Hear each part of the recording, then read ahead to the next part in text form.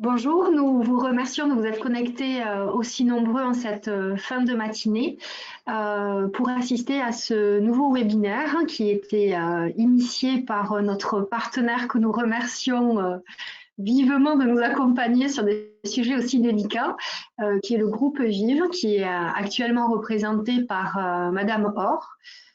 Et ce séminaire sera animé par Monsieur Benamour, qui fait partie de l'association APF France. Voilà. Donc je vous passe la parole et je vous souhaite une très belle formation. Je vous remercie Nathalie. Donc bonjour à tous. Je suis Magdalena Or, je représente le groupe Vive qui est donc partenaire de cette conférence et je suis accompagnée de Shaoki Benamour qui lui est responsable national conseil et formation au sein de APF France Handicap et qui donc vous présentera la conférence d'aujourd'hui. Donc pour ceux qui ne connaissent pas le groupe Vive, je vais vous le présenter brièvement. Donc c'est un groupe de protection sociale qui est composé de 6 mutuelles. Donc, Harmonie Mutuelle, qui est la mutuelle interprofessionnelle avec qui vous travaillez peut-être. Au sein du groupe, nous avons également la mutuelle MNT, qui, elle, est axée sur les collectivités territoriales, la MGEN pour l'éducation nationale, la MGFI pour l'économie et les finances, et enfin la mutuelle de Margaillard, qui, elle, est située dans les DOM. Donc, à ces mutuelles s'ajoute en fait notre entité Vive 3, qui, elle, regroupe toutes les offres de soins et d'accompagnement du groupe. Donc, l'ambition du groupe Vive, c'est d'apporter des réponses complètes et innovantes pour accompagner nos adhérents tout au long de leur vie. Donc, de ce fait, nous intervenons naturellement pour promouvoir l'inclusion des personnes en situation de handicap. Pour ce faire, nous avons une gamme de solutions et de services qui vont du lieu de vie temporaire ou permanent aux structures permettant l'emploi en milieu adapté, type EA ou ESAT. Et nous proposons également des prises en charge de handicap spécifiques ou des services de soins et d'accompagnement dédiés. En parallèle de ça, nous faisons également un accompagnement autour de l'aidance, donc qui sont les personnes qui souvent accompagnent celles qui sont en situation de handicap. Et donc cet accompagnement pour nous est central parce que nous avons des solutions simples et complètes pour accompagner donc les aidants dans leur rôle, comme par exemple pouvoir concilier vie pro et le rôle d'aidant ou encore aménager le domicile. Donc voilà, c'est pourquoi aujourd'hui nous vous proposons cette conférence que nous souhaitons encourager davantage l'inclusion des personnes en situation de handicap. Et nous espérons que à travers cette conférence, vous saurez être sensibilisés aux impacts de la nouvelle réglementation qui est donc applicable depuis l'année dernière et vous donner ainsi toutes les clés pour optimiser le taux d'emploi des personnes en situation de handicap au sein de votre cabinet ou pour vos clients. Voilà, je n'ai plus qu'à vous souhaiter une bonne conférence. N'hésitez pas à poser toutes vos questions à Monsieur Benamour dans le fil de discussion, dans l'onglet questions, et je me ferai un plaisir de lui relever au fil de l'eau. Voilà, je vous souhaite bonne conférence et donc je vous cède la parole, Shaoki. C'est gentil, merci beaucoup Magdalena. Bonjour à tous. Donc Shaoki Benamour, pour me resituer, me présenter également, donc responsable national conseil et formation avec une double fonction au sein de cette grande association. Donc 16 000 collaborateurs. Je vous donnerai quelques petites précisions et je ferai une petite présentation sans prendre trop de temps sur effectivement notre association. Donc je suis chargé d'accompagner donc la politique RH handicap au sein de notre association, donc nos 3000 collaborateurs en situation de handicap chez nous, sur tous les métiers, sur toutes les fonctions, secteur médico-social, finance, RH. Donc tous les métiers sont représentés en tout cas aujourd'hui et sont pourvus aussi par des collaborateurs en situation de handicap. Et une autre fonction plus sur notre centre de formation qui accompagne donc les entreprises et administrations sur leur politique RH handicap, donc en l'occurrence sur les actions de formation principalement. J'ai un plaisir aujourd'hui d'intervenir, j'essaierai d'être le plus concis possible, bien que mon défaut est d'être trop bavard, et j'essaierai bien sûr de répondre à vos nombreuses questions, j'espère en tout cas effectivement qu'ils m'en seront relayées par Magdanel. Vous voyez donc ici une association qui date de 1933, donc, comme je vous dis, donc 16 000 collaborateurs pour la situer, avec aussi des missions aussi auprès du législateur pour accompagner aussi les politiques d'inclusion, qui soient liées à l'emploi, qui soient liées à la santé, qui soient liées à l'accessibilité. Donc, nous avons bien sûr cette direction. Nous avons aussi, puisque nous sommes aussi avant tout employeurs avec, comme je le disais, donc 16 000 salariés, environ 450 voire 500 établissements sur le territoire national, des établissements bien sûr en lien avec l'emploi ou l'accueil ou l'accompagnement de personnes en situation de handicap, donc sur l'ensemble du territoire, comme je viens de vous le dire. Alors, je ne rentrerai pas dans les détails des structures, nous sommes donc sur 35 instituts éducatifs et moteurs, donc, et puis 71 ESAT et 26 ESAT que vous connaissez un peu plus, donc ESAT, établissement et service d'aide par le travail, et entreprise adaptée. Voilà, donc vraiment une petite présentation très rapide, sans rentrer dans les détails, de notre grande association présente sur le territoire national, avec pour vocation, bien sûr, d'accompagner l'inclusion des personnes en situation de ces formes. On va commencer donc par un petit axe, histoire aussi de rappeler les spécificités donc, des personnes en situation de handicap. Encore une fois, je le redis, hein, n'hésitez pas, parce que je ne vous vois plus, je ne vous vois pas. Je me sens un petit peu seul dans ce webinaire. Magdalena donc, sera en tout cas mon rapporteur pour rapporter ces questions que vous pourriez avoir et pour être en tout cas aussi au plus près de vos attentes surtout. Je suis là, Xiaoqi, je suis là. Il y a d'ailleurs une première question. Est-ce que les participants pourront avoir le support à l'issue de la conférence? Bah, ça dépendra si bien sûr il y a des questions au cours de cette intervention. Donc si on a, je l'enverrai. Et puis sinon, je réfléchirai. Bon, bien sûr, le support sera adressé et vous sera bien sûr adressé. Complètement. Donc, petit rappel, nous rappelons aussi que le handicap, voilà, donc il y a vraiment aujourd'hui, encore une fois, même si la représentation évolue dans notre société, 80% des handicaps interviennent principalement en parcours de vie. Donc, c'est ce que vous retrouverez dans le cadre de votre activité professionnelle, ou si personnelle, hein. C'est que le handicap, on l'imagine toujours à la naissance, or, à tort, le handicap intervient principalement au parcours de vie et principalement en lien avec des maladies invalidantes ou des accidents de travail ou maladies professionnelles. Et on va voir pourquoi je vous dis maladies professionnelles et accidents du travail, puisque le handicap a aussi une origine professionnelle et génère aussi un statut et une reconnaissance administrative du handicap au titre, bien sûr, de l'activité ou du métier qu'on a occupé. On va le voir plus précisément tout à l'heure. 80 à 85% des handicaps ne sont pas visibles. Donc, n'allons pas chercher la différence visible chez un collaborateur qu'on pourrait rencontrer. Donc, que ce soit effectivement au sein de vos cabinets ou auprès de vos clients, le handicap, dans la majorité des cas, ne se verra pas. Voilà. Et pour déjà vous préciser, dans une forme de communication par l'exemple, je suis moi-même en situation de handicap, reconnu administrativement, et pour autant, aucune visibilité, bien sûr, du handicap, avec aussi, dans l'absolu, aucune conséquence dans ma fonction et dans mes missions. Voilà, je voudrais quand même dédramatiser là-dessus. Un élément aussi important au sein de... Alors, par rapport à vos clients et la relation aussi que vous avez avec vos clients, c'est que on est toujours à vouloir aussi chercher à recruter. Donc, comme je vous le disais, donc il y a une démocratisation du sujet. On veut recruter des collaborateurs en situation de handicap. On veut bien sûr la perle rare aussi parfois, hein, le mouton à 5 pattes.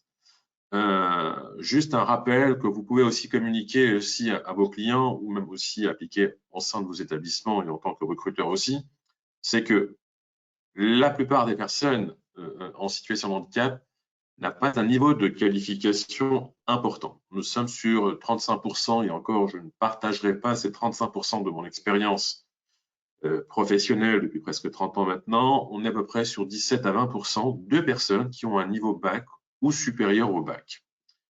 Donc, ça ne veut pas dire qu'on ne pourra pas retrouver, bien sûr, le bac plus 2, le bac plus 3, le 4 ou le 5 ou le profil ingénieur dans le recrutement.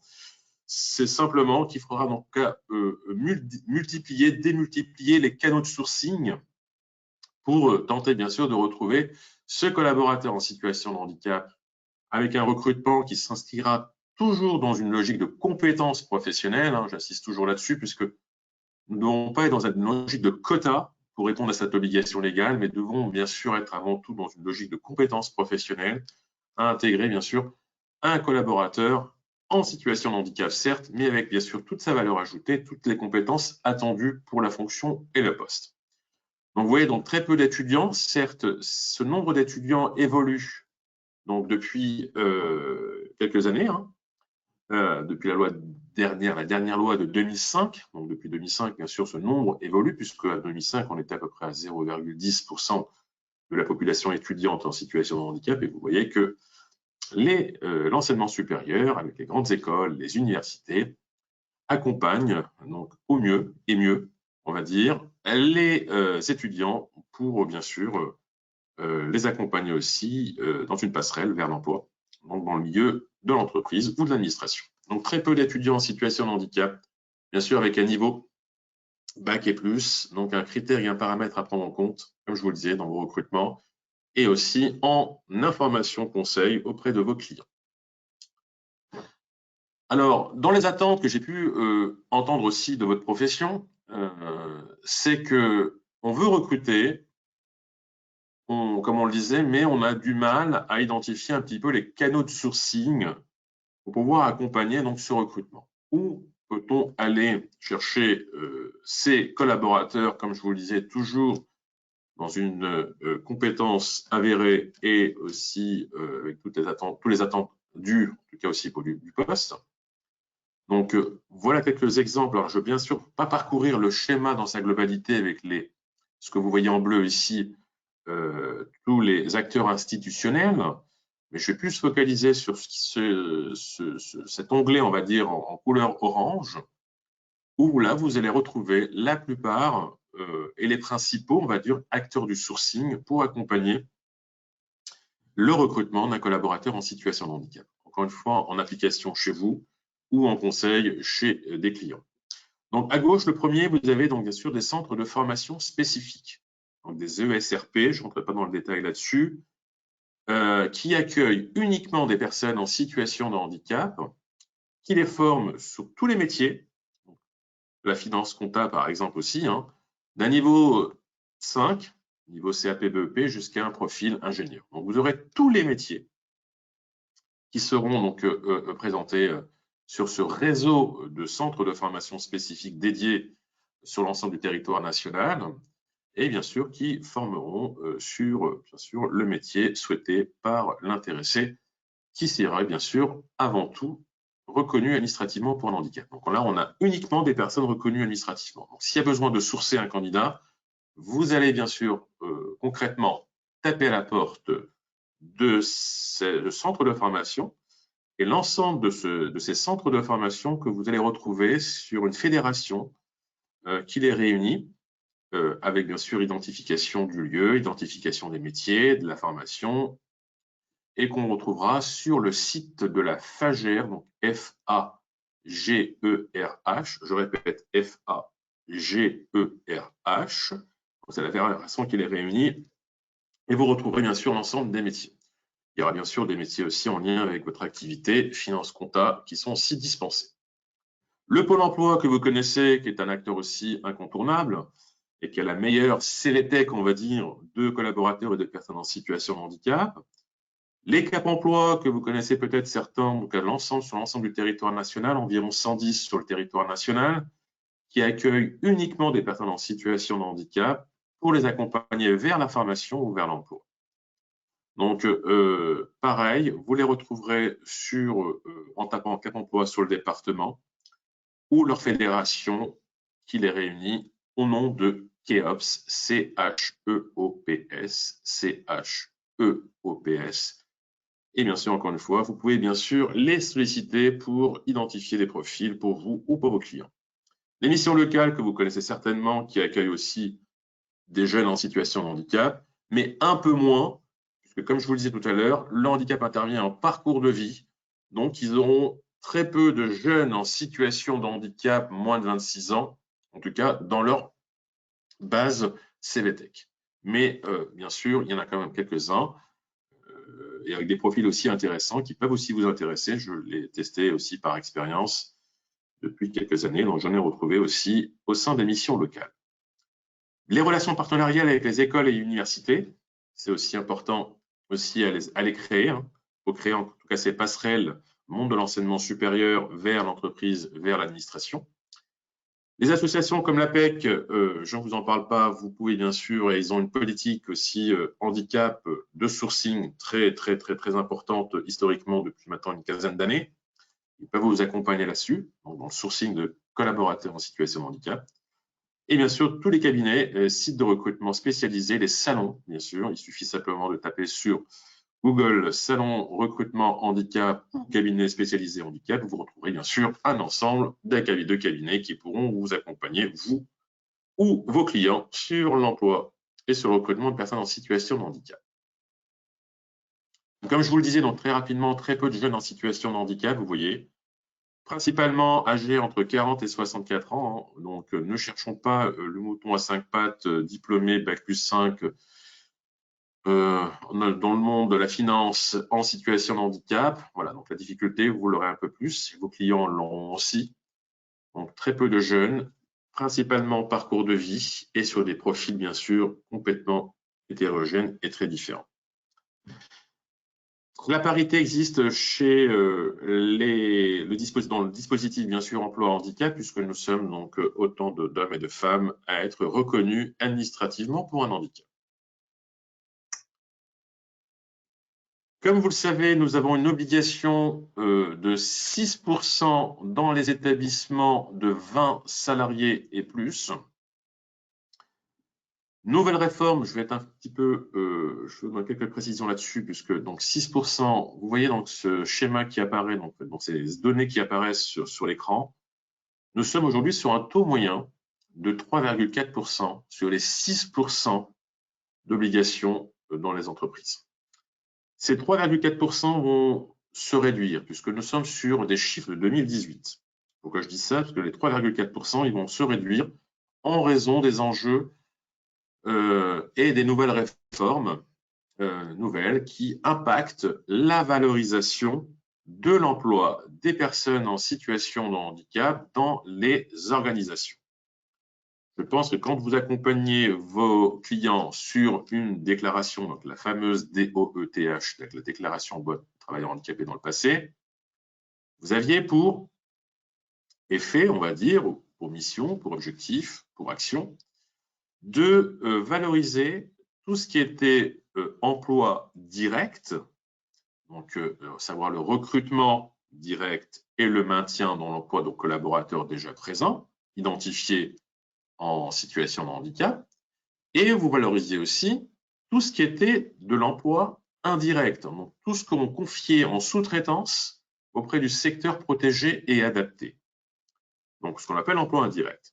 Or, les nouvelles réformes de la loi du 5 septembre 2018 mise en application depuis le 1er janvier 2020 ne permettent plus aux organisations, quelles qu'elles soient, de valoriser l'emploi indirect.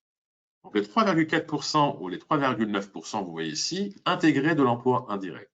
Donc ce taux va bien sûr se réduire. Il y a une conséquence pour les entreprises puisque cette valorisation n'est plus possible en raison bien sûr des décisions, je dirais, de nos législateurs qui veulent privilégier vraiment l'emploi direct, le recrutement et le maintien. Donc un enjeu en termes de taux qui risquerait bien sûr de s'affaiblir. C'est aussi un élément d'information qu'il faut communiquer aussi, bien sûr, s'ils ne le savent pas, à vos clients, puisque la valorisation d'avant n'est plus la valorisation d'aujourd'hui. Donc, le taux d'emploi qui pouvait se présenter avant ne sera plus le même aujourd'hui, pas parce qu'on n'est pas dans une dynamique de politique recrutement ou parce qu'on s'est peut-être trompé dans le calcul. Non, c'est tout simplement parce que la valorisation de l'emploi indirect n'existe plus et ne pourra plus être intégrée aujourd'hui et demain. Les 6% sont restés, donc cette obligation de 6% est restée, bien que le législateur a voulu augmenter ces 6% à 10% de taux d'obligation. Donc vous voyez un petit peu donc, la difficulté aussi pour les organisations ou pour les employeurs comme vous ou pour vos clients, c'est bien sûr d'atteindre ces 10%. Donc, nous avons été, en tout cas nous, APF France Handicap, je le dis précisément, à remettre un petit peu le législateur dans la réalité de terrain, à savoir que, comme on le disait, très peu de personnes quantitativement en situation de handicap, encore moins avec un niveau suffisant pour répondre aux besoins objectifs des organisations. Donc, le législateur a dit, OK, je retire les 10% que je souhaitais, je maintiens les 6% qui resteront et qui restent, mais je m'autorise tous les 5 ans, à partir du 1er janvier 2020, à réviser ce taux d'emploi à la hausse. Jamais à la baisse, mais toujours à la hausse. Donc, on peut avoir, dans quelques années, un taux de 7, 8, 9 ou voire 10%, en fonction, bien sûr, du nombre de personnes en situation de handicap sur le marché de l'emploi. Si on voit qu'il y en a plus dans les années à venir, le législateur, bien sûr, augmentera ce taux d'obligation minimum qui a toujours été historiquement depuis 1987 à hauteur de 6% dans les organisations. Dans le secteur public, je n'en parlerai pas puisque les taux et la valorisation n'est pas la même. Mais voilà, donc c'est vraiment un taux à retenir en taux moyen, avec peut-être aussi une conséquence pour le taux de vos clients dans le calcul que vous pourrez bien sûr accompagner dans cette déclaration de votre client ou même à votre niveau. Les principaux freins, bien sûr, à l'optimisation du taux d'emploi. On l'a évoqué, je vous l'évoque. On peut aussi le rappeler à toute organisation, à tout client. Il y a tout acteur, en tout cas de l'entreprise ou de l'administration. Bien sûr, il y a un manque de candidatures. Rencontré bien sûr par les entreprises, comme on l'a évoqué, avec bien sûr cette inadéquation entre les compétences des travailleurs en situation de handicap et les postes à pourvoir. C'est ce que je vous ai évoqué tout à l'heure. Il y a aussi bien sûr une pénibilité sur certains métiers qui ne peuvent pas favorablement accueillir des personnes en situation de handicap avec bien sûr des conséquences, je dirais, physiques. Je pense à l'agroalimentaire, je pense bien sûr au commerce, je pense à l'industrie, où bien sûr il y a parfois incompatibilité homme, poste de travail au regard du handicap. Et en raison bien sûr principalement de la pénibilité, comme je viens de vous l'évoquer. Et parfois aussi, il y a la crainte aussi des candidats à adresser leur candidature en précisant cette reconnaissance. Donc, c'est pour ça qu'il faut fortement, c'est ce que je fais, nous en interne, avec France Handicap, même si l'objet social et le handicap, nous avons aussi, nous, renforcé notre marque employeur, parce que même avec cet objet social qui est handicap, nous avons aussi des réticences qui sont exprimées chez nos collaborateurs à s'auto-déclarer, et puis bien sûr à des collaborateurs à venir à bien sûr s'identifier en tant que tel dans un processus de recrutement. Donc il y a vraiment donc une communication qui doit s'opérer pour démystifier, dédramatiser, et bien sûr présenter l'aspect handi-accueillant, on va dire, de l'organisation. Les principaux, bien sûr, intérêts à accompagner une politique RH handicap au sein de l'entreprise. L'objectif premier, c'est bien sûr d'intégrer et de conserver des compétences professionnelles déjà identifiées. J'ai une compétence qui est là, j'ai une valeur ajoutée qui est là, elle est qui plus est, elle est en situation de handicap, elle est reconnue administrativement. Donc, égoïstement et professionnellement parlant, je vais dire, je vais bien sûr l'intégrer puisque la compétence est là et le statut est là aussi, qui me permet aussi, je dirais par ailleurs, de répondre à mon obligation légale, puisque cette différence qui est le handicap, c'est la seule, en tout cas aujourd'hui, qui fait l'objet, en tout cas, d'un cadre, en tout cas légal. Voilà. Il n'y en a pas d'autres. On pense aux autres formes de différence, aux autres formes de diversité. On n'est pas sur une obligation légale comme celle du handicap, historiquement, comme je vous le disais, depuis 1987. Donc, l'objectif, bien sûr, et l'intérêt pour l'entreprise, c'est d'intégrer et de conserver surtout des compétences professionnelles associées au statut. L'intérêt, c'est de bien gérer aussi ses ressources humaines. Donc, avec la notion de situation de handicap, on peut repenser, en tout cas, son organisation, ses process, et bien sûr, de repréciser, de repenser, en tout cas, des process de recrutement ou d'intégration ou de management, bien sûr, au travers de cette expérience qui est liée à l'intégration d'un collaborateur en situation de handicap. La maîtrise de la responsabilité sociale, plutôt en matière de risque professionnel, bien sûr. On va aussi assez régulièrement questionner son outil de production ou son organisation. Bien sûr, à l'arrivée, l'intégration et le maintien dans l'emploi de collaborateurs en situation de handicap. Mais au-delà de ça, bien sûr, on va, comme je le disais à l'instant, très rapidement, on va aussi améliorer l'image sociale dans l'entreprise dans une démarche RSE. Et puis, bien sûr, la logique économique et financière, elle est là aussi. Donc, on va bénéficier d'un intérêt économique, puisqu'on va soit, je dirais, neutraliser la contribution à payer ou surtout la réduire. Mais qui plus est, on va aussi pouvoir aussi développer ces marchés, donc en remportant des appels d'offres. Pourquoi je dis ça? Puisqu'aujourd'hui, je ne vous l'apprends pas, dans les appels d'offres, on demande à ce que l'organisation se situe par rapport à sa responsabilité sociale, je dirais, dans l'entreprise. Et en l'occurrence, il y a un grand item qui est sur le handicap. Et on demande à l'entreprise donc de se positionner et d'évoquer, bien sûr, quelle est sa politique RH handicap. Donc, moi, j'ai eu aussi par expérience des entreprises qui m'appellent et qui me disent voilà, je n'ai pas pu bénéficier. Mon offre était intéressante, mais je n'ai pas remporté, je dirais, le marché dans la mesure où j'ai pas eu ou je n'ai pas de politique RH handicap. Tout simplement, je leur réponds, vous savez ce qu'il vous reste à faire aujourd'hui. Donc, bien sûr, cette politique RH handicap, elle est aussi valorisée directement et indirectement, comme je viens de vous l'évoquer ici, sous un enjeu financier économique et aussi en remportant des marchés. Rappel sur les différentes reconnaissances administratives du handicap. Alors, on parle souvent, là je vais faire un petit focus là-dessus en insistant un peu plus, surtout en tant qu'expert comptable que vous êtes, parce que je le vois aussi dans les organisations et je pense à des acteurs RH, des acteurs financiers, à des comptables dans les organisations, où ils n'ont pas tendance à valoriser l'ensemble des statuts et l'ensemble des bénéficiaires de l'obligation d'emploi. Donc, on parle souvent de la fameuse RQTH, donc de la reconnaissance de qualité travailleur handicapé. Ce que je vous évoque, c'est aussi valable chez nous. Moi, je fais ce travail assez régulièrement avec nos comptables, nos gestionnaires paye, pour justement valoriser l'ensemble de ces reconnaissances, de ces statuts. Mais il y a toujours un focus qui se fait parce que, historiquement, on a toujours parlé de RQTH et donc ça reste dans l'esprit de chacun. Donc, la RQTH, effectivement, est une reconnaissance administrative du handicap qui est intégré donc, à ce taux d'emploi de minimum de 6%. Mais il n'y a pas que la fameuse RQTH. Et c'est là où je constate dans les organisations, petites, moyennes ou grandes même, où on n'optimise pas ce taux d'emploi avec la valorisation des autres reconnaissances administratives. En l'occurrence, celui qui est titulaire d'une allocation adulte handicapé est aussi reconnu administrativement pour un handicap. Et il intègre aussi dans la valorisation donc le taux d'emploi des 6% donc, attendu par l'entreprise. Il n'a pas besoin d'aller demander une RQTH ou de démontrer à son employeur qu'il a une RQTH.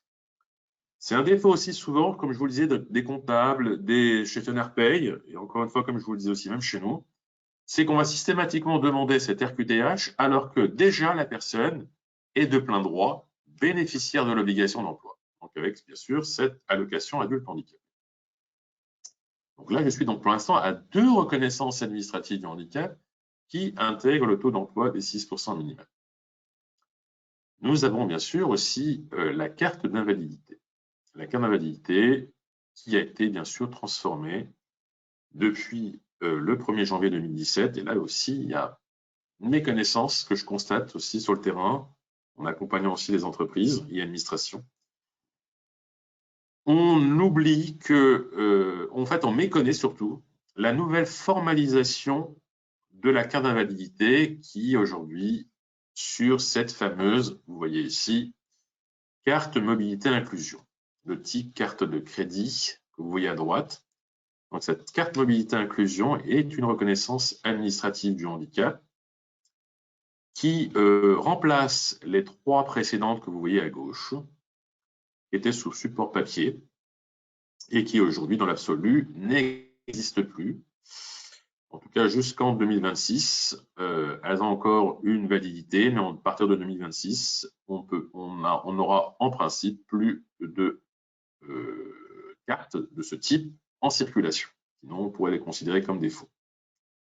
Aujourd'hui et progressivement, bien sûr, elles se transforment, elles se formalisent plus sur une carte de type droite, carte mobilité inclusion.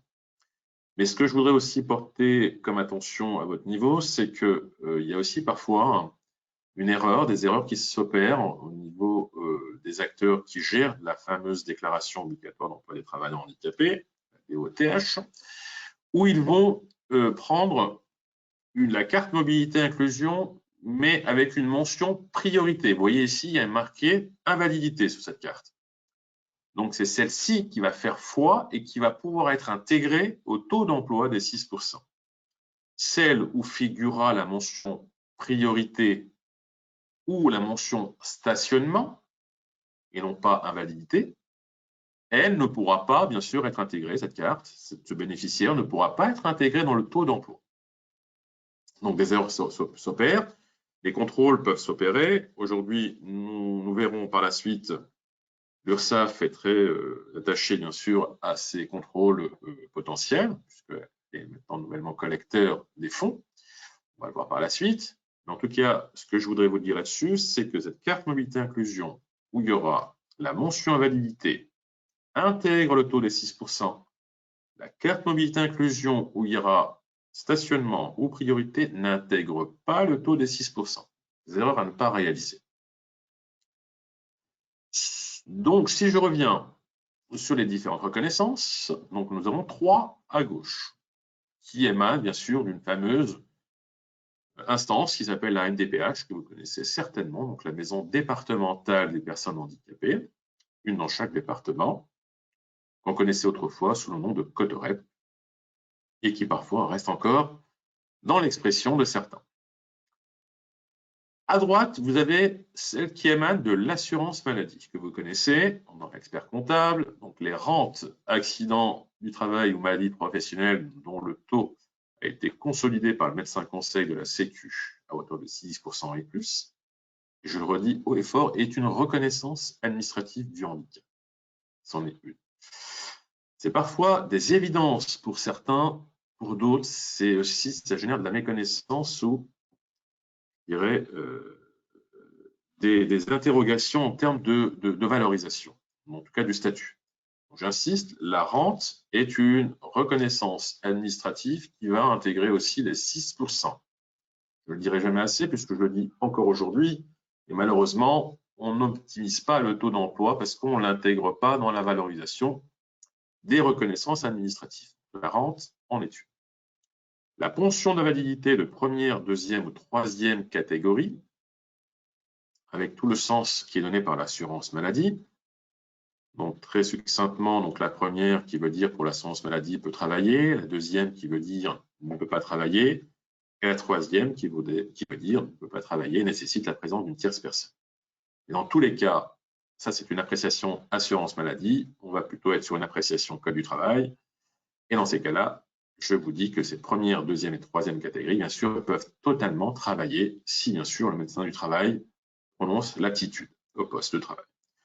Mais ce que je voudrais vous dire aussi, encore une fois, c'est que cette pension d'invalidité, comme je le disais pour la rente, est une reconnaissance administrative du handicap également. Elle s'intègre, encore une fois, aux 6% attendus par le législateur. Donc, vous voyez ici, vous avez 5 reconnaissances administratives du handicap différentes. Je ne parlerai pas des autres, qui sont accessoires. Vous voyez en dessous. Et qui peuvent bien sûr se présenter dans une organisation. On va bien sûr les négliger. Si on peut bien sûr les optimiser, on peut. Si bien sûr elles n'existent pas, n'existent pas. Mais voilà. En tout cas, l'objectif, c'est de vous dire que les 5 principales que vous voyez ici à l'écran sont intégrables dans le taux d'emploi des 6% et qu'il n'y a pas, bien sûr, à les demander systématiquement, certains peuvent le faire, aux collaborateurs d'aller demander une RQTH pour la valoriser dans les 6%. Non, la pension d'invalidité fait foi, la rente également, la carte d'invalidité et la carte mobilité inclusion, mention invalidité également, la H également. Que je vous, en termes de gestion plus à vous-même en tant que aussi employeur, mais aussi à vos clients, et dans le cadre bien sûr des logiciels spécifiques SIRH pour certains, tous les logiciels SIRH ne se ressemblent pas, comme vous le savez aussi, c'est le conseil que moi je donne aussi à nos gestionnaires paye et à nos comptables chez nous, dans le cas de ma mission aussi, c'est plutôt de valoriser ce que nous pourrons uniquement valoriser dans dans la valorisation et dans la déclaration, puisque nous allons voir juste après, la déclaration depuis la nouvelle réforme se fait depuis le 1er janvier 2020 via la DSN.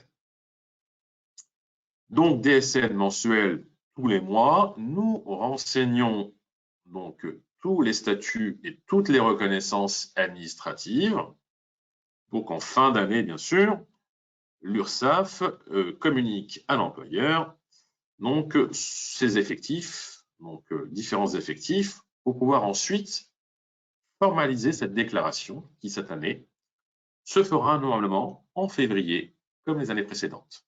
Nous étions sur une première session, une première année test, on va dire, donc l'an dernier, hein, où elle a été faite au mois de mai, puisque l'URSSAF n'était pas encore prête, donc véritablement, bien sûr, à recueillir l'ensemble des données, et bien sûr, il y avait besoin aussi de corriger certains aspects. Donc, il y avait bien sûr un report exceptionnel au mois de mai. Donc là, on revient un petit peu, on va dire, à la déclaration qui se faisait, comme présentes années, au mois de février, dans la DSN de février, avec bien sûr des effectifs qui seront communiqués par l'URSSAF, donc en fin d'année, aux entreprises concernées.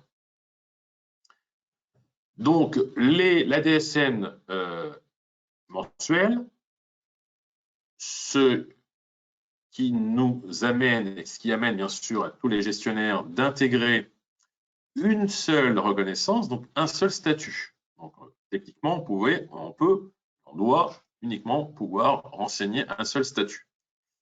Lorsque la personne a plusieurs statuts, je pense à l'RQTH, ou une pension d'invalidité ou une rente, je recommande fortement, pour éviter les durées de validité qui peuvent s'annuler et donc s'extraire, on va dire, de la valorisation du taux d'emploi dans les années à venir, c'est plus d'intégrer une reconnaissance qui aura une durée de validité illimitée, dans l'absolu.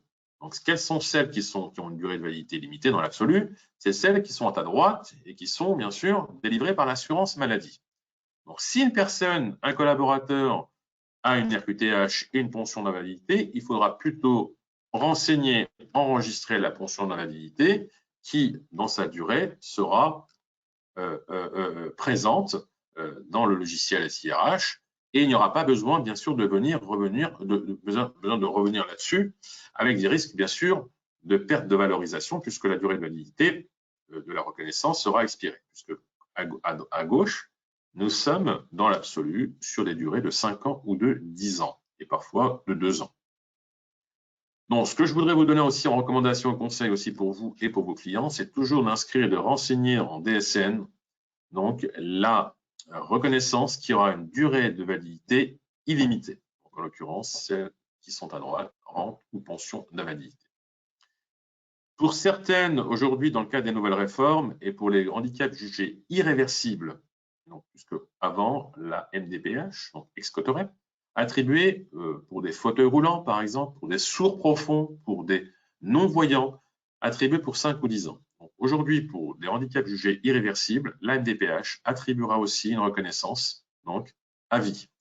Donc l'objectif, encore une fois, c'est toujours d'intégrer le statut, pour résumer, donc d'intégrer le statut qui aura une durée de reconnaissance illimitée, pour éviter en DSN de, on va dire, renseigner à chaque fois la durée de validité et la perte aussi de cette valorisation. Voilà pour les reconnaissances, voilà aussi pour les conseils et recommandations là-dessus. Vous aurez bien sûr ce support, comme je vous le disais, qui reviendra là-dessus. Alors, nous passons maintenant aux dépenses déductibles. Je pense que vos clients, vous-même, pour certains, vous avez des bons réflexes, d'autres un peu moins, d'optimiser en tout cas la contribution éventuelle. Pour ceux, bien sûr, qui ont atteint les 6%, voire plus, la contribution ne se verra pas, je dirais, versée à l'URSSAF aujourd'hui, puisque depuis le 1er janvier 2020, comme je vous le disais, c'est l'URSSAF qui collecte cette contribution et qui, bien sûr, la reversera ensuite à la GFIP, Association gestionnaire des fonds pour l'insertion professionnelle des handicapés, pour accompagner ensuite les politiques d'emploi menées au sein des entreprises. On ne va pas dans le détail de la GFIP, juste pour vous dire effectivement, donc, organisme collecteur URSSAF aujourd'hui, contribution éventuellement payable par une entreprise, ou donc plutôt de l'entreprise, puisque l'administration, elle est sur un autre organisme collecteur, et elle passe désormais progressivement aussi via l'URSSAF, mais à partir du 1er janvier 2022. J'en parlerai pas. Je parlerai plutôt du privé qui vous concerne. Donc, les dépenses déductibles, dans votre profession, vous en avez fait aussi état, en conseil pour certains, auprès de vos clients, d'optimiser en tout cas, voilà, donc cette contribution, en tout cas de la réduire par des déductions possibles. Donc, effectivement, il existe des dépenses déductibles pour minimiser cette contribution, puis donner aussi un sens à ce versement par des actions, on va dire, qui ont un intérêt sur l'emploi des personnes en situation de handicap. Donc, indirectement, le client, votre client ou vous-même, vous accompagnez en tout cas l'emploi des personnes en situation de handicap en les finançant sur certaines mesures qu'on va voir.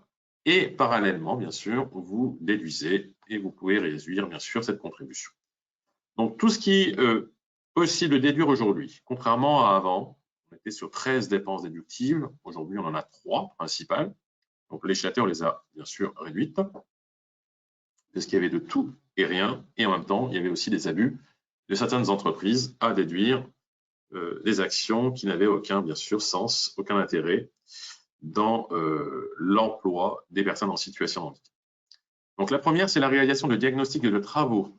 Donc, si je réalise des travaux pour rendre accessibles mes locaux donc, aux bénéficiaires de l'obligation d'emploi, donc les bénéficiaires de l'obligation d'emploi, c'est les fameux BOE, et les fameux BOE, c'est ceux qu'on a vus juste avant. Ce sont les 5 reconnaissances administratives du handicap qu'on a vues précédemment. Donc, là, on peut déduire. Le maintien dans l'emploi. Si on agit justement pour maintenir le collaborateur dans une dynamique professionnelle et dans son poste, donc effectivement l'objectif premier du législateur, nous allons pouvoir aussi bien sûr donc déduire de notre contribution toutes les actions que nous avons pu mener donc au sein de l'entreprise. Bien sûr dans ce sens-là et dans cette philosophie-là aussi. Toujours de l'emploi des personnes en situation de handicap. Les prestations d'accompagnement. Donc, si bien sûr j'ai besoin d'accompagner sur de la formation, de la sensibilisation, donc délivrée bien sûr par des organismes externes donc de formation, je pourrais bien sûr déduire ces dépenses, on va dire, de ma contribution, puisque j'œuvre aussi favorablement et indirectement sur l'emploi des personnes en situation de handicap. 3 dépenses donc, qui ont été réduites parmi les 13 donc, que nous avons connues précédemment. Le législateur, avec notre insistance aussi en tant qu'association, œuvrant sur cette thématique handicap, a rajouté jusqu'au 31 décembre 2024 3 nouvelles dépenses.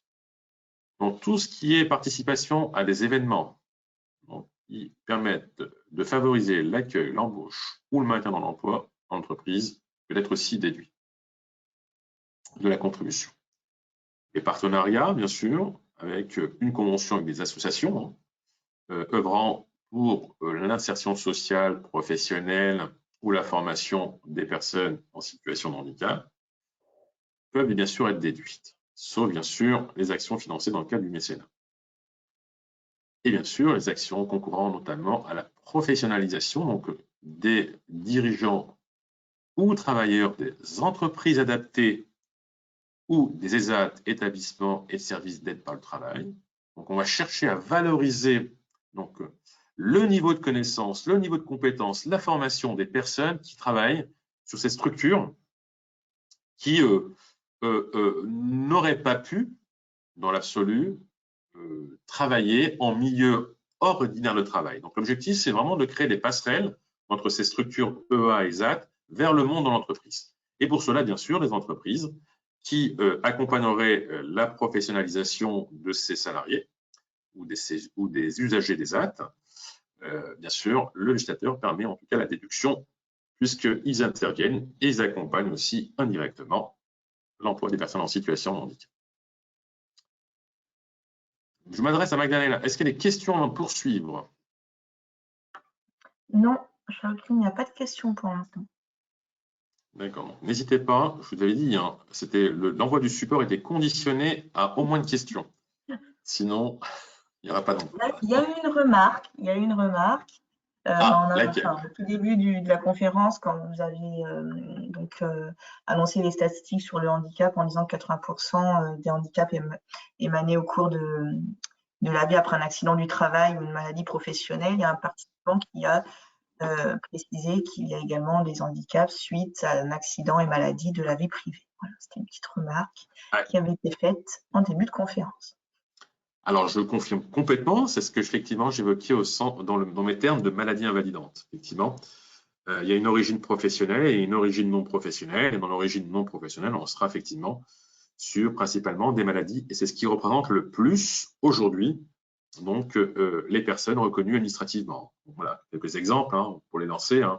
Hernie discale, on est reconnu. Un cancer, on est reconnu. Un diabète, on est reconnu. Une sclérose en plaques, on est reconnu. Une fibromyalgie, on est reconnu. Et bien sûr, je ne vous ferai pas toute la liste. Bien sûr, toutes ces maladies invalidantes font l'objet aujourd'hui, sans discussion par la MDPH, d'un statut et d'une reconnaissance administrative du handicap. Et parfois, pour certains métiers, sans aucune conséquence.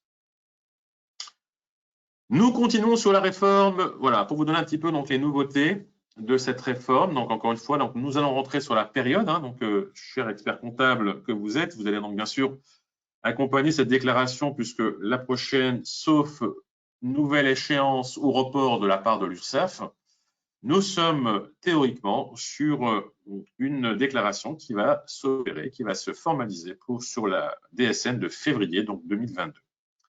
Donc, au 31 décembre 2021, l'URSSAF sera censée donc adresser à l'ensemble des entreprises donc, les éléments donc, recueillis sur l'année 2021.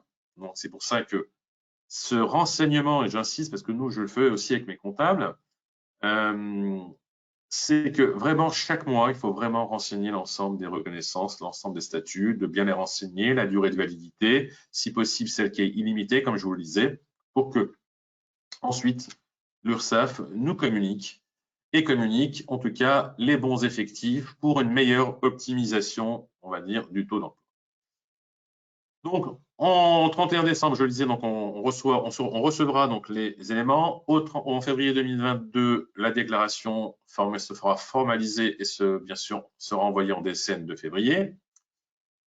La nouveauté aujourd'hui, c'est que l'obligation de déclaration pour toutes les entreprises, je pense qu'en tant qu'expert comptable et cabinet expert comptable, vous aviez aussi en clientèle des moins de 20 salariés, des 20 et moins de moins plutôt de 20 salariés en gestion et qui autrefois n'étaient pas donc censés formaliser une déclaration. Or, la nouveauté aujourd'hui de la réforme, c'est que toutes les entreprises, y compris celles qui ont un effectif de moins de 20 salariés, devront formaliser une déclaration en DSN de février 2022, en l'occurrence pour la prochaine. Elles n'auront pas d'obligation de contribution, c'est moins de 20, mais une obligation surtout de déclaration. C'est purement à des fins, à des objectifs de statistiques. Donc, le législateur souhaite avoir. Donc, obligation de déclaration pour l'ensemble des entreprises, moins de 20 et 20 et plus. Taux d'obligation minimum révisable, hein, ce que je vous évoquais, hein, qu'aujourd'hui, le législateur, tous les 5 ans, pourra augmenter ces 6%, toujours à la hausse, mais jamais à la baisse. L'entreprise et le nouveau périmètre d'assujettissement, je pense peut-être que vous avez déjà rencontré cette problématique de plusieurs structures, plusieurs établissements de moins de 20 qui font partie d'une même entreprise. Ben, tous ces petits établissements aujourd'hui sont regroupés donc au niveau de l'entreprise, donc au niveau du périmètre entreprise, pour faire une seule déclaration en recueillant et en réunissant l'ensemble des effectifs de ces différents établissements.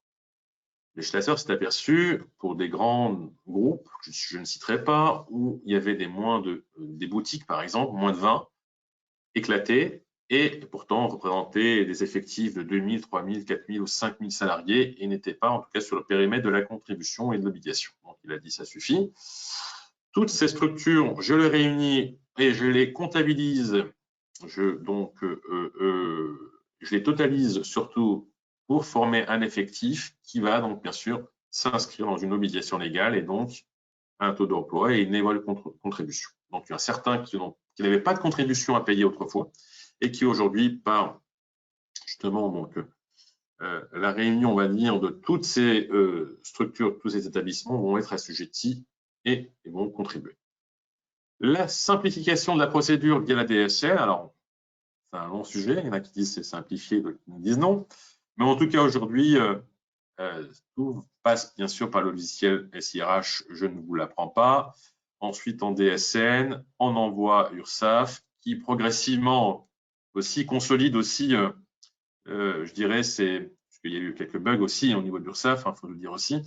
Donc progressivement, consolide bien sûr la structuration de cette déclaration pour une meilleure optimisation, encore une fois, des taux d'emploi dans les différentes entreprises. L'URSSAF est le nouveau organisme collecteur depuis le 1er janvier 2020, comme je vous l'ai donc évoqué. L'objectif et la philosophie propre du législateur, c'est vraiment d'inciter à l'emploi direct. Ce que je vous évoquais, donc la sous-traitance qu'on valorisait dans le taux d'emploi n'existe plus aujourd'hui. Néanmoins, tout ce qui est recours à la sous-traitance auprès du secteur protégé adapté, donc les entreprises adaptées, EA et les ESAT, tout ce qu'on confie en marché, en achat auprès de ce secteur-là, va pouvoir être déduit de la contribution, mais encore une fois, avec une certaine limite, donc 30% maximum de la facture main-d'œuvre, donc hors taxe, donc maximum, qui pourra être déduite, bien sûr, de l'éventuelle contribution. Les dépenses déductibles, comme je vous l'ai donc évoqué, sont limitées à 3 catégories, contrairement aux 13 que nous avions avant, avec un abus aussi par certaines entreprises, je vais le dire aussi. Les accords, je ne sais pas si je dois vous en parler, mais c'est des accords agréés. Alors, je ne pense pas que vous gérez donc des grandes entreprises, sauf erreur de ma part. C'est plus porté sur les grandes entreprises qui avaient mis en place des accords handicap agréés, donc une politique structurée, agréée par la directe, l'ex-directe, et qui aujourd'hui, bien sûr, se verront supprimer ces accords. Donc, ils vont revenir sur le périmètre, comme toutes les entreprises françaises, petites, moyennes et grandes, ils vont tous être maintenant sur le périmètre, donc à partir, je dirais, de 2025, 1er janvier 2026 pour être précis, vont revenir sur le périmètre de la GFI. Donc, demain, tout le monde sera sur le périmètre de la GFI, avec aucune organisation propre à l'entreprise. Ça aussi, c'est important, la valorisation liée à l'âge. Donc, les 50 ans et plus, lorsqu'ils sont à temps complet, on les valorise pour 1,5, non pas pour 1. Donc, on applique ce coefficient, j'ai bien un coefficient de 1,5. Donc, si la personne est à temps complet, donc elle compte pour 1 fois 1,5, elle comptera donc pour 1,5. Si bien sûr, elle est sur un 80%, par exemple, on aura 0,80 multiplié par 1,5. Et en principe, ça nous donnera donc le 1,3 qu'on pourra valoriser. Donc, vous voyez, donc l'âge permet aussi de valoriser, je dirais, l'unité, la personne en gros, et donc une valorisation du taux d'emploi aussi lié à l'âge. Je ne rentrerai pas dans les détails de l'expérimentation de l'entreprise adaptée de travail temporaire. Juste pour votre information, c'est que le législateur a permis la création aujourd'hui légalement d'entreprises adaptées de travail temporaire. Vous avez connu au travers de vos actions avec vos entreprises clientes la mobilisation du secteur protégé adapté. Aujourd'hui, il y a maintenant des entreprises adaptées de travail temporaire pour justement accompagner le sourcing candidat. Donc, si on cherche un candidat, on peut maintenant s'adresser donc à l'entreprise adaptée de travail temporaire et sans faire la promotion de celle que nous avons créée, donc la première entreprise de travail temporaire que nous avons créée avec le groupe ADECO, donc APF France Handicap et le groupe ADECO, qui s'appelle aujourd'hui Handicap Intérim. Vous pouvez bien sûr les solliciter, bien sûr, si vous avez besoin de sourcer des candidats pour vos clients ou pour vous-même. Le télétravail est une disposition avant la crise sanitaire, avant le Covid, j'insiste, qui devait être motivée en cas de refus donc par l'employeur. Avant, bien sûr, cette crise sanitaire, le télétravail pour une personne en situation de handicap, surtout préconisé par le médecin du travail, lorsque l'employeur émettait, on va dire, un refus, il devait en tout cas le motiver, ce refus. Il doit toujours bien sûr le motiver si bien sûr refuse. Un référent handicap obligatoire dans les entreprises de 250 salariés et plus. Donc bien sûr, si vous avez des clients avec un effectif de 250 salariés et plus, le référent handicap devient obligatoire, en tout cas nommé, dans l'entreprise pour accompagner la politique RH handicap et donc la politique d'emploi des personnes en situation de handicap. Je ne m'étalerai pas sur le référent handicap obligatoire aussi dans chaque centre de formation des apprentis, donc le CFA, aussi obligatoire. Le CPF, bien sûr, le compte personnel de formation que vous connaissez. Lorsqu'on est reconnu, alors ça c'est important aussi à l'évoquer, lorsqu'on est reconnu administrativement pour un handicap, en l'occurrence, les 5, je reviens encore là-dessus, j'insiste, comme vous voyez, sur les 5 précédents qu'on a évoqués, permet une valorisation du CPF. Donc aujourd'hui, comme vous le savez, nous avons donc 500 € de CPF par an, mais lorsque la personne est reconnue administrativement pour un handicap, donc bénéficiaire de l'obligation d'emploi, il y a 300 € qui se rajoutent, ce qui nous amène à 800 €. Donc d'où l'intérêt à identifier et à déclarer son statut à son employeur pour pouvoir, en tout cas en DSN, aussi valoriser ces 300 € en plus sur le compte CPF. Néanmoins, pour information, les personnes qui ne souhaitent pas déclarer leur statut à l'employeur, aussi pour la garder en tout cas dans une sphère personnelle et confidentielle, je redis encore à nouveau, pas d'intérêt à ne pas l'évoquer, au contraire. J'encourage vivement ceux qui le sont à le déclarer quand l'entreprise, bien sûr, est en dit accueillante. Si la personne ne veut pas le déclarer, elle a la possibilité d'aller directement sur son compte personnel de formation et d'enregistrer cet item, donc bénéficiaire de l'obligation d'emploi, et de télécharger son document, donc son statut, pour pouvoir bénéficier de cette majoration sans que, bien sûr, l'employeur soit, bien sûr, informé de ce statut. Donc, voilà, donc possibilité soit de le déclarer à l'employeur avec envoi via la DSN sur le compte personnel de formation, ou si elle ne souhaite pas, elle a la possibilité d'aller directement sur le compte personnel de formation. Alors, Shaoki, je vous interromps. Donc, oui. Les participants, c'est bon, ils auront le droit d'avoir le support. Alors, il y a une question. Oui, bien sûr. L'effectif doit-il comprendre les salariés intérimaires? Alors, quand vous dites salariés intérimaires dans l'effectif d'assujettissement ou dans la valorisation? Alors, je vais laisser, c'est Magali Massif qui a posé la question, si vous pouviez préciser, Magali. C'est donc dans l'assujettissement ou dans la contribution? Parce que je pourrais donc déjà vous répondre. Donc, si c'est aujourd'hui dans l'assujettissement, elle précise.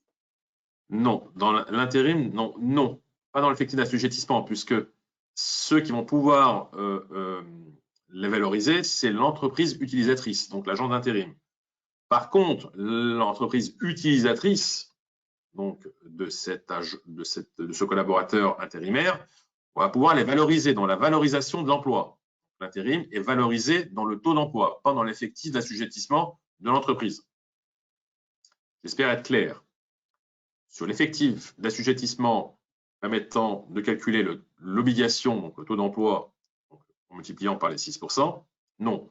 Mais dans la valorisation, comme les CDD, parce qu'effectivement, nouvelle disposition, je ne voulais pas aussi évoquer, tous les CDD, les stages, les périodes de mise en application en entreprise, les CDI, l'intérim sont valorisés dans le taux d'emploi. Voilà. Mais pas dans l'effectif d'assujettissement de l'entreprise. J'espère avoir été précis. Je pense qu'il n'y a pas donc de complément à la question posée. Voilà, donc c'était la question. Après, je vous alerte juste sur le timing, Shaoki, parce qu'il est 12h31, donc je sais pas si… C'est parfait. Et je suis à la fin. C'est magnifique.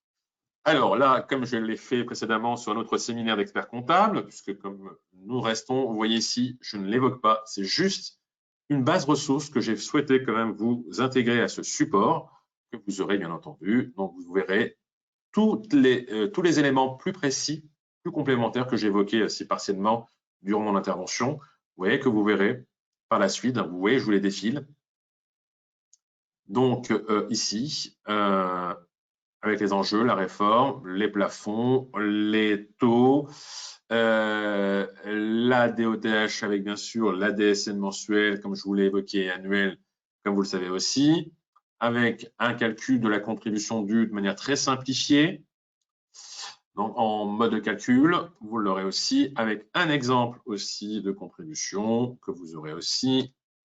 Et bien sûr, l'attestation générale de l'URSSAF qu'on pourrait vous demander aussi, puisque c'est vraiment une question qui revient, qui est très récurrente partout dans les organisations, même chez nous. Donc, la fameuse attestation de conformité de vigilance liée au handicap qu'on demandait autrefois à la GFIP n'existe plus. Elle est bien sûr intégrée à l'attestation de conformité de vigilance que vous connaissez de l'URSSAF, qui regroupe bien sûr l'ensemble des déclarations sociales. Donc, et vous verrez sur la déclaration est bien indiqué aussi déclaration, si ce n'est pas déjà fait, la déclaration liée aussi à l'emploi des personnes handicapées. Vous avez bien sûr, pour rappel, donc toutes les rubriques de la DSN et les blocs sur l'emploi bien sûr des personnes en situation de handicap de manière résumée. Et bien sûr des ressources que vous pourrez bien sûr sur lesquelles vous pourrez vous appuyer, que vous connaissez déjà pour certains, Net Entreprise en l'occurrence, la GFIP, voilà, le cahier technique DSN 2022 que vous connaissez aussi, et bien sûr le guide OETH, donc URSSAF, qui est aussi un bon guide très précis et qui permet donc bien sûr d'accompagner la déclaration. Et j'en ai terminé. Eh bien, merci beaucoup. C'était très, très intéressant et très complet. Et vous avez beaucoup parlé de la DSN pendant la présentation.